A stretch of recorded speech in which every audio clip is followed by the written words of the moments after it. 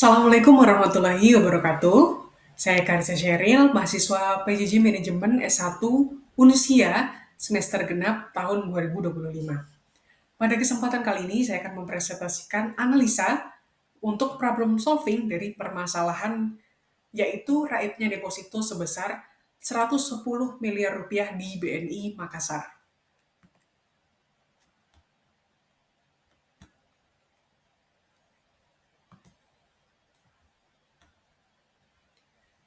Rincian dari kasus ini yang pertama adalah dari raibnya dana deposito 110 miliar tersebut terdapat laporan dari berbagai nasabah yang mengklaim kehilangan dana deposito. Salah satunya adalah nasabah bernama Andi Idris Manggabarani yang menyatakan kehilangan dana sebesar 45 rupiah 45 miliar rupiah.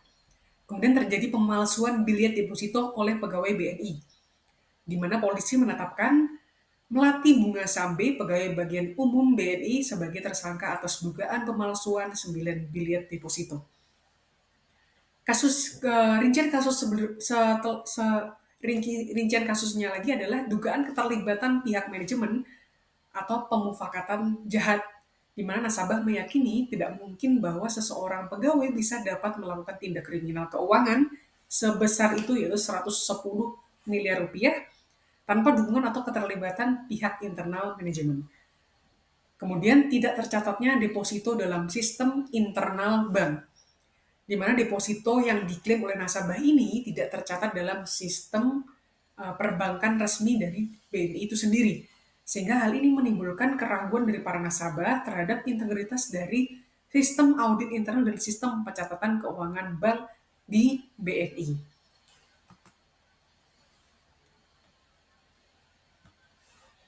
Selanjutnya, kita akan menganalisa penyebab dari adalah adanya kasus tersebut. Berdasarkan dari hasil analisa saya, eh, penyebab dari masalah ini saya bagi menjadi 4 pembagian. Yang pertama adalah kelemahan dari sistem kontrol internal dari Bank BNI sendiri, Bank BNI Makassar, yaitu di mana prosedur validasi dokumen dan pencatatan transaksinya kurang ketat. Kemudian kurangnya segregasi tugas yang jelas antara front office dan juga back office atau middle office. Kemudian yang kedua adalah pengawasan manajerial yang sangat longgar, yaitu tidak adanya deteksi dini terhadap transaksi yang tidak masuk sistem secara resmi. Kemudian manajemen cabang, yaitu di Makassar, yang tidak sigap dalam menemukan melakukan cross check terhadap data nasabah dan sistem. Ketiga, yaitu kurangnya edukasi dan awareness dari nasabah. Nasabah sendiri sini terlihat tidak mengecek bukti transaksi melalui sistem seperti mobile banking ataupun internet banking. Sehingga hal ini menjadi gambaran bahwa minimnya awareness dari para nasabah ketika setelah melakukan transaksi terlalu percaya mungkin karena dengan kredibilitas yang ada BNI merupakan milik negara, sehingga merasa tidak mungkin terjadi kesalahan di sini, sehingga ini melemahkan awareness dari para nasabah tersebut untuk berhati-hati. Kemudian yang keempat adalah potensi moral hazard oleh pegawai bank, yaitu pegawai karyawan dari Bank BNI sendiri, yaitu memanfaatkan celah untuk melakukan fraud karena lemahnya pengawasan dan sanksi, yaitu dari 2 faktor tadi, menurut analisis saya. Kemudian, data pendukungnya di sini adalah nilai kerugian, yaitu pertama 110 miliar dari total 9 miliar deposito palsu. Kemudian jumlah tersangka yang diduga yaitu 3 orang yang ditetapkan polisi termasuk eh, Melati Bunga Sombe tadi. Kemudian pelaporan kasus yang dilaporkan ke Baris Mabes Polri pada 1 April 2021. Kemudian, bagaimana problem solving dan rekomendasi kebijakan dari hasil analisa saya? Yang pertama adalah penguatan sistem dan prosedur internal, yaitu dengan menerapkan sistem validasi otomatis untuk seluruh transaksi deposito BNI. Kemudian juga seluruh bilet deposito itu harus dalam kondisi diverifikasi secara digital oleh nasabah melalui sistem resmi. Dan kemudian melakukan audit berkala dan random secara sampling terhadap cabang-cabang bank BNI. Kedua, reformasi tata kelola SDM dan juga etika profesi, yaitu meninjau ulang struktur pengawasan SDM agar tidak terpusat pada satu pihak saja.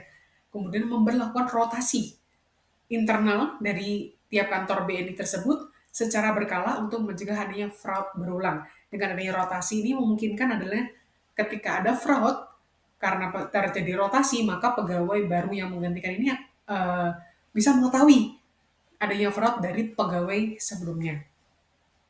Kemudian mewajibkan pelatihan anti fraud dan etika perbankan bagi seluruh pegawai.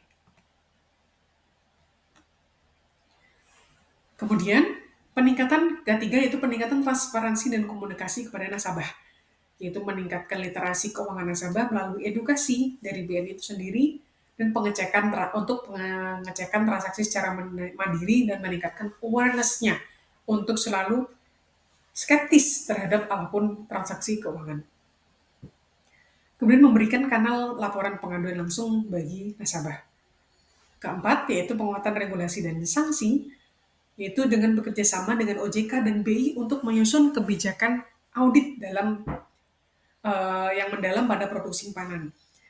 Dan juga memberikan sanksi tegas tidak hanya kepada pelaku, tetapi langsung juga kepada atasan yang lalai. Dan terakhir, melakukan rekonsiliasi pengembalian dana nasabah yang dirugikan.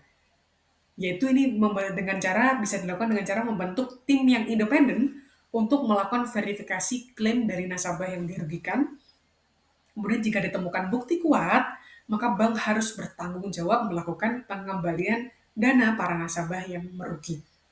Dan juga terakhir, langkah ini penting karena untuk menjaga kepercayaan publik atas Bank Negara Indonesia terhadap kredibilitasnya di masyarakat.